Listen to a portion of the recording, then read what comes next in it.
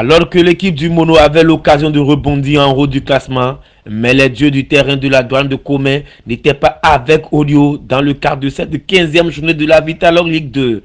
En effet, le match qu'il a opposé samedi dernier à son homologue des Requins sur ses propres installations n'a connu ni vainqueur ni vaincu.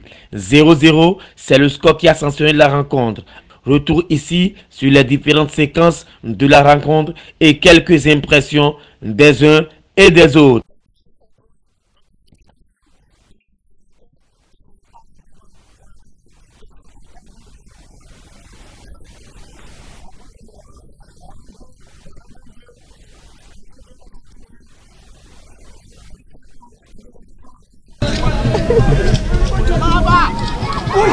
Non, non, non, non.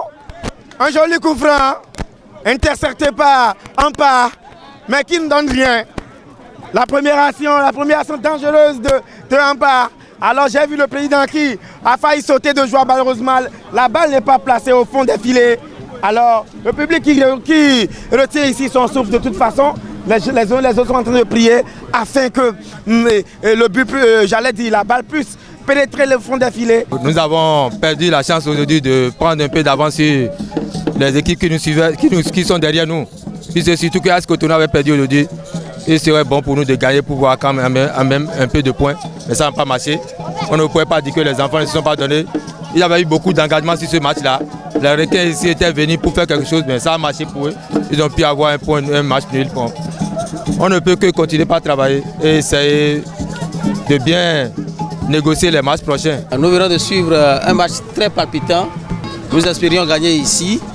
On avait pensé que les 3 points allaient nous revenir. Ce n'est pas grave. Nous devons nous armer de courage et faire preuve d'abnégation pour essayer de gagner les matchs qui vont venir. Parce que nous avons encore 4 matchs à jouer dans la phase aller. Nous venons de faire un match nul avec les Requins. Il faut reconnaître que les Requins de l'Atlantique ne sont pas une équipe très facile à jouer. C'est une grande équipe. Donc on peut s'estimer heureux. On peut se dire qu'on a réalisé l'exploit en faisant un match nul à domicile. Et Odio, c'est un club bien bâti et puis qui est dans le haut du tableau. Donc c'est difficile à jouer au départ. Ils ont suivi le jeu de l'équipe adverse.